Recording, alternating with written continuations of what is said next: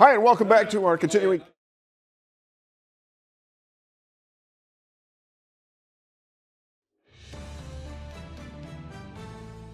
Good evening, and thanks for joining us here on the ABC6 YouTube page and also on our website, abc6onyourside.com. Bob Kendrick here, along with a couple of political insiders from the State House, long standing in the State House. We've got Derek Clay, who is a Democratic strategist, at least as part of the resume here, a long resume, and Bob Clegg, Republican strategist, here to give us some analysis on what they're seeing in the first half hour of the debate in Philadelphia. So, who's scoring points, Derek? Well, Vice President Harris is definitely scoring the most points.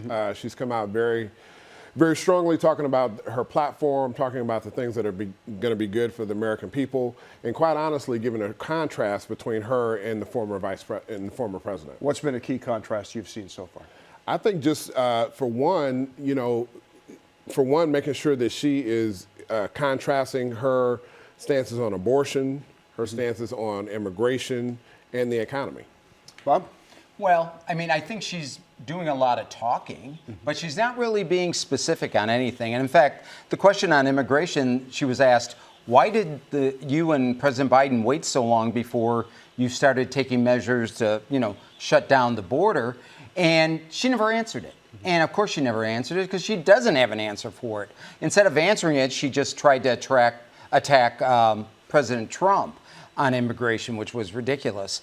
And I've heard nothing specific other than abortion, which is her, that's her main, talking point. Other than that, like inflation, the economy, she has not given any proposals of how she's planning on attacking inflation, helping the economy. Once again, everything is platitudes, no specifics, except for abortion. Donald Trump had 4 years to fix the immigration problem. He said that he was going to have a border wall built and he was going to have Mexico pay for it. Neither one of those things happened. Mexico didn't pay for the border wall, and we still have people coming into our country.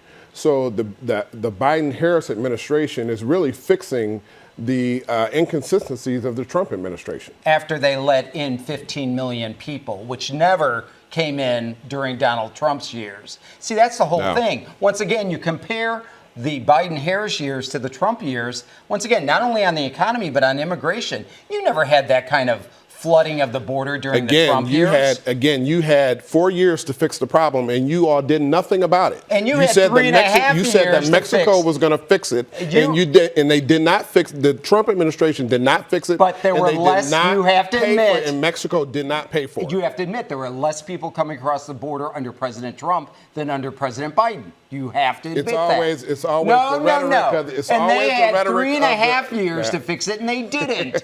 You guys are good at over-talking. No. That's what you're good at. Well, now they can't happen tonight because Donald Trump's mic has been muted. But not really. I mean, have you noticed that? It's not like they're really muting him. Well, you try hard enough. It's sort of selective muting. You're right. Well, some of this is going to be, let's keep this conversation going, and that works. And, Bob, I will also have to point out that we did have a moderator that fact-checked President Trump, which I thought we were past that. I mean, Candy Crowley did that. If he's lying, then you got to fact check. No, you're a moderator. You're not. That's the job of Kamala Harris. That's not the job of the moderator. Okay. And the moderator jumped in and fact checked. And also on the Haitians allegedly eating animals in Springfield. Once again, it's her job. She's the candidate. If she isn't strong enough to bring up these points, then she shouldn't have the moderators helping her to bring up the part. The vice president is very strong. She's been very strong on all of her. She seems to be relying on the moderators to help her. I don't think so. No, not at all. Did Donald Trump miss a point, or was his point well taken in regards to not answering the question of whether he would sign a national abortion ban? Well, they both don't want to answer questions about that. She wouldn't answer whether she would allow abortions in the 7th, 8th, or 9th month. They each have a part of their base that they can't turn off. And they both will not answer certain questions when it comes to abortion. That's just the way it is. The former president doesn't know what he's talking about. He's talking about aborting babies after they're born.